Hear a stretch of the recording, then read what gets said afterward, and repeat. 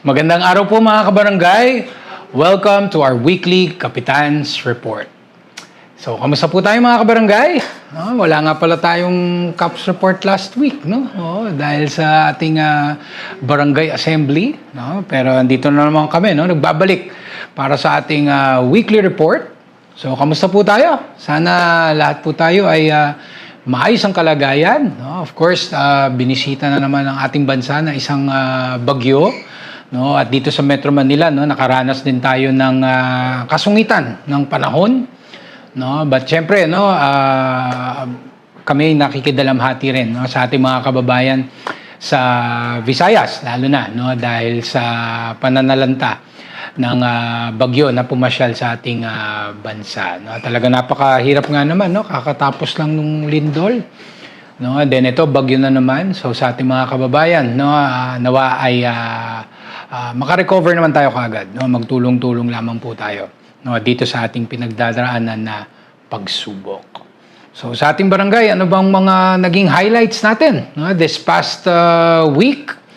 So unang-una, no, nabanggit ko na kanina, no, naging very successful ang ating pagdaraos ng ating barangay assembly para sa second semester ng taong 2025, no? At syempre, no, sa mga hindi nakakaalam, ang barangay assembly ay mandato ng DILG sa bawat barangay ng ating bansa na magkaroon ng semi-annual report ng kani-kanilang mga accomplishments, no? The accomplishments of the respective barangays, no? Although tayo, no, sa Barangay San Antonio, no, isang magandang practice na ating ginagawa ay yung ating weekly reporting, no? Kaya talagang every week ay naiuulat natin ano bang latest, ano bang mga accomplishments, no, ng ating barangay. But then syempre, no, dahil mandato, no, kailangan nating gawin, no? So of course nag-comply naman tayo sa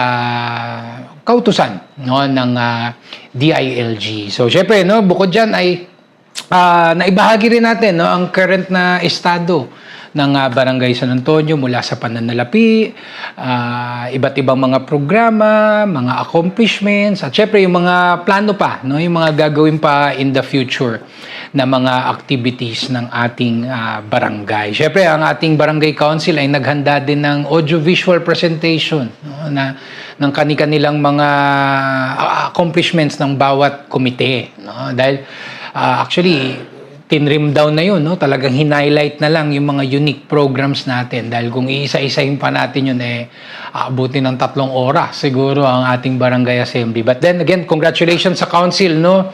Even to myself, no, yours truly, naging very trimmed, no, na-trim natin yung ating kabuang program, no, para sa ating barangay assembly para hindi rin masyadong dragging, no, sa ating mga audience, no, yung mga nanonood. So syempre, dumalo sa ating barangay assembly ang mga representante mula sa DILG Pasig City.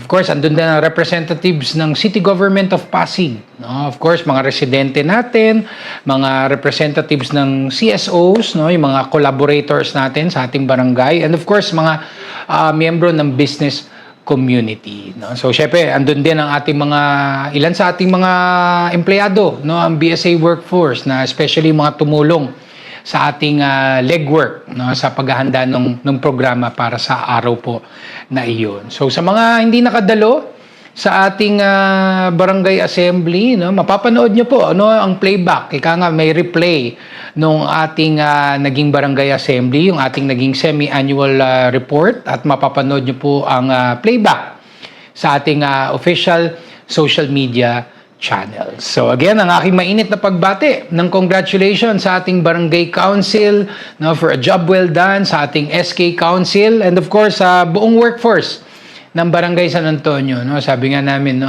kayo may pinakamalaking ambag, no, ang ating workforce sa ating mga naging accomplishments for the last 6 months, at naway magsilbi itong inspirasyon, no, para mas lalo pa nating galingan ang paghahatid ng serbisyo dito sa Barangay San Antonio.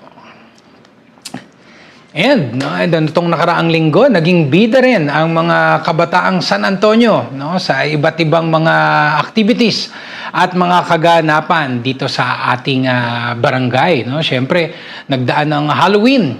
No, at alam naman natin, ang mga kabataan at ang mga chikiting ay excited, no, tuwing sasapit ang Halloween. So, unang-una, siyempre, no, we're very happy to share na very successful ang ating pagdaraos ng BSA Pray and Play program, no, para sa buwan po ng Oktubre, no. So syempre naturally Halloween edition, no, ng Pray and Play program natin, at ang mga participants natin ay in-encourage na umattend, na suot ang kanilang mga gustong maging career, no, sa kanilang paglaki, no. So merong mga bumbero, merong nakadamit pulis, may military personnel pa, no, ng mga costume. So nakakatuwa na nag-enjoy ang mga kids, no. Of course, naging maganda rin ang sharing ng ating collaborator, ang Bagong Ilog Christian Fellowship, no, sa pagdating sa pagbabahagi ng salita ng Panginoon,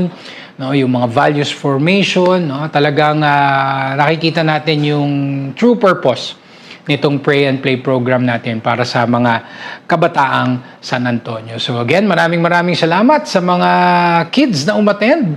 Of course, sa BICF, maraming salamat sa Barangay Council na full support din, no, na naghatid din, nagbigay din ng mga goodies, no, para sa ating mga attendees, and of course, sa ating Barangay Anti-Drug Abuse Committee led by Kagawad Cynthia Milo.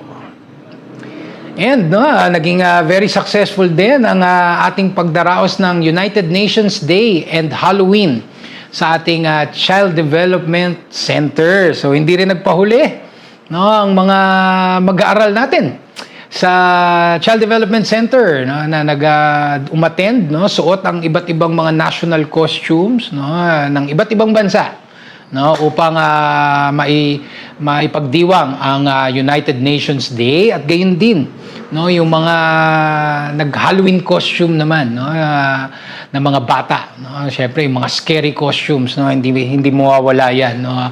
So may mga ilang performances din na ginawa. May mga sumayaw, no, yung mga pagkanta, no, at syempre, no, nagbigay din tayo ng mga prizes sa mga best in costume, no, both for the national costume and the scary costume category. So again, ang aking pagpapasalamat sa ating mga mag-aaral, no, ng Child Development Center, sa mga parents na talaga namang kinareer, no, ang talagang pagbibihis, pagdadamit sa kanilang mga anak. Siyempre sa ating mga teachers and staff, no, maraming salamat sa inyong preparations. Sa ating Barangay Council na siyempre naghandog din ng mga goodies, no, para sa ating mga CDC pupils, and of course sa ating sa nagli-lead ng ating Committee on Education na si Kagawad Pauline Blando.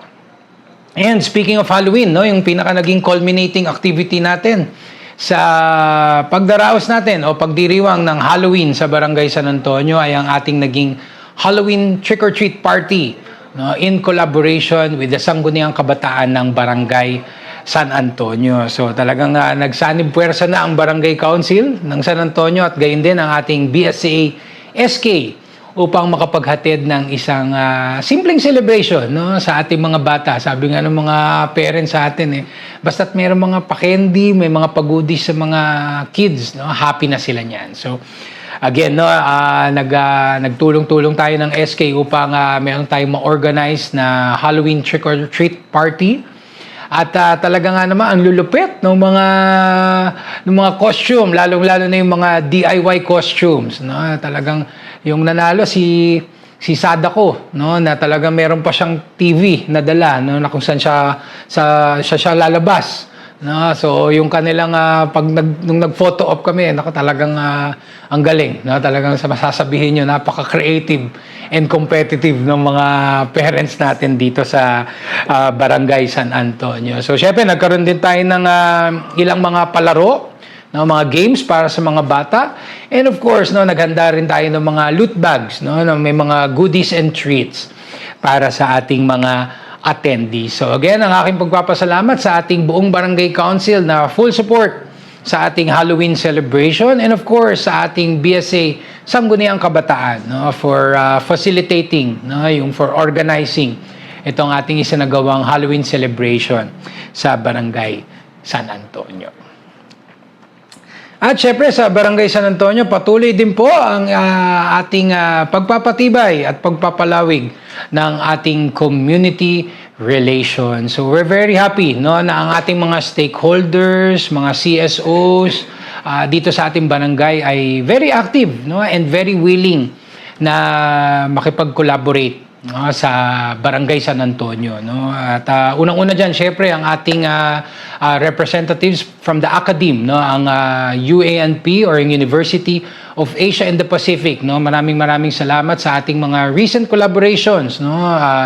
Itong mga pinaka-latest nating collabs ay unang-una, no, pagdating sa NSTP program ng inyong mga mag-aaral, no, na kung saan ay nagdaos tayo ng ilang mga consultation meetings na kung saan ay ang ating mga mag-aaral ay magpo-propose ng ilang mga programa, no, na makakatulong sa ating komunidad, no. So isang aspeto na gusto nilang pagtuunan ng pansin ay ang ating environmental protection initiatives, no. Pero hindi naman po limitado doon, no. Alam ko in the coming weeks, no, meron pa kami ulit mga consultations na kung saan ay ipapanukala din nila ang iba't ibang mga programa, no, na bukod pa sa environmental protection. So aking pagpapasalamat din kay Kagawad Justin Galang, no, na nakasama natin during the consultation on environmental protection initiatives na kung saan ay maaaring magkaroon ng ambag ang mga mag-aaral ng UANP. So we do look forward, no, sa ating mga maka-craft na mga activities, mga programs natin na tiyak makakatulong sa ating barangay. At syempre, no, naging maayos din at maganda ang ating collaboration with the Bachelor of Science in Information Technology students, no, or the BSIT students of UANP sa kanilang most recent na capstone project, no. So ang proposal naman ng mga BSIT students is to create software solutions or IT solutions para sa ating barangay governance, na kung saan magiging mas efficient, no, ang ating paggogobyerno, no, dito sa Barangay San Antonio. At isa sa mga napag-usapan namin, no, nung nagsisimula pa lang itong capstone proposals nila ay yung pagdi-digitize ng ilang mga aspeto ng ating governance, and one of which is yung ating human resource, no. So maniwala kayo, no, yung ating HR department, no, ay mano-mano pa rin, no, talagang very Jurassic, no, at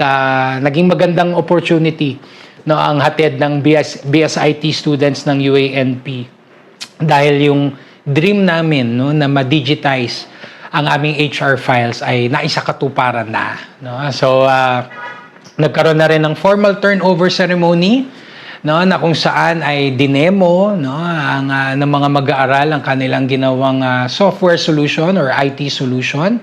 At this was witnessed also, no, by the faculty, no, of the School of Information Technology. So again, we're very impressed sa ginawang project ng BSIT students, at excited na rin kami, no, na magamit na ito, no, gamitin na namin sa maayos na pagmamanage ng aming HR files, no, para sa aming mga empleyado. So again, maraming salamat sa BSIT students, no, ng UANP. Of course, sa UANP, maraming salamat, at dahil sa inyo, no, yung goal namin of being a smart barangay, no, ay unti-unti, no, nakakamit natin sa inyong tulong. And ang aking pagpapasalamat din po sa ABMOSI or sa Association of Building Managers of Ortigas Center Incorporated, no, for facilitating ang ating isinagawang public consultation sa ating proposed revenue ordinance, no. So yung ating revenue ordinance, no, itong existing ordinance natin na ginagamit has been passed ng 2012 pa, no. So 13 years na siya, medyo laos na rin, no, at most important diyan, no, yung price niya, no, yung amount, no. So nag-propose na kami ng 10% increase. Konting-konti lamang, no, para lang makatulong sa mas efficient na tax collection or revenue collection, no, para sa barangay San Antonio. And we're very thankful, no, sa naging feedback ng ABMOSI, no. Again, one of the more important, no, na mga organizations na bahagi ng Barangay San Antonio. Maraming salamat din for inviting mga residente, mga representatives from different industries, no, from the telcos, mga developers, no, upang mas lalo pang nating matalakay, no, ang nilalaman ng ating bagong revenue ordinance. So again, itong revenue ordinance is still pending the approval of the City Council, no, of Pasig City, and once approved naman po, no, magkakaroon naman ng prescribed period ito upang i-anunsyo sa ating mga taxpayers, no, itong ating bagong revenue ordinance. So again, sa ating mga stakeholders, mga community members, no, yung mga nag-negosyo dito sa ating barangay, maraming salamat sa inyong patuloy na suporta sa Barangay San Antonio. And last but not the least, no, ang aming pagbati din po ng congratulations sa the Grand Midori Ortigas. So ang Grand Midori Ortigas is one of the newest condominium buildings dito sa Barangay San Antonio, at ang kanilang developer, no, ang Federal Land, no, ay apparently ito pala yung kanilang kauna-unahang property development dito sa Barangay San Antonio. So again, maraming salamat syempre for inviting BSA sa inyong ribbon cutting or inauguration, and of course I'm very happy na to represent, no, our barangay sa inyong napakaayos, napakaganda na occasion, no, na isinagawa. Syempre nakasama din natin during this occasion ang ating mahal na mayor na si Mayor Vico Soto, Congressman Roman Romulo, and Vice Mayor Dodot Juberski, at syempre ilan din sa mga representante ng ating local government of Pasig City. So again, nakakatuwa, no, na yung having new, no, mga investors dito sa ating barangay. I guess I would like to say, no, this is a really good indication, no, ng investor confidence, no, para sa Barangay San Antonio. So nawa, no, mas marami pa ang mamuhunan, no, at magnegosyo dito sa Barangay San Antonio, Pasig City. So again, ang aking pagbati sa Federal Land, of course sa Grand Midori Ortigas, at makakaasa po kayo sa maayos, no, na pagsiservisyo ng ating barangay. And of course, ang aking patuloy na pag-anyaya po sa inyong lahat to please like and follow our official Facebook pages. Please subscribe to our YouTube channel. Please join our Viber community group. And please do regularly visit our official website, sanantonio.pasigcity.gov.ph, para lagi po tayong informed and updated sa iba't ibang kaganapan, no? Hindi lamang sa Barangay San Antonio yan, kundi sa buong lungsod ng Pasig. So again, ang aking pagpapasalamat po sa ating mga katuwang sa pagseserbisyo, ang ating mga mahal na barangay employees, of course, the Barangay Council, the SK Council, our social media team, maraming salamat for, again, keeping our constituents well-informed. No? Of course, sa ating mga benefactors, mga donors natin, our collaborators, maraming salamat sa inyong patuloy na tulong para po sa ating barangay, and of course sa ating mga mahal na constituents, mga kabarangay natin, our netizens, sa ating stakeholders, yung mga community members natin, maraming salamat sa inyong tiwala at suporta para po sa ating barangay. And of course, again, ang aking patuloy na pagpapasalamat po sa inyong lahat, and of course maraming salamat sa inyong pakikinig, no? And rest assured that BSA will continue to do its best upang iatid po ang tunay na service with a smile para po sa ating komunidad. So sa ating mga kabarangay, patuloy lamang po tayong magdasal, no? Pagdating sa lagay ng panahon, alam ko marami pa tayong inaasahan na mga pagsungit, no? Pagsungit ng panahon. So again, let's always stay indoors, no, as much as possible, lalo pag masama ang panahon. Let's keep ourselves dry, no? And of course, patuloy natin yung pagdasal ang kaligtasan po nating lahat. So sa ating mga kabarangay, mag-ingat po tayo lagi. Stay safe always. And may God bless us all. Thank you.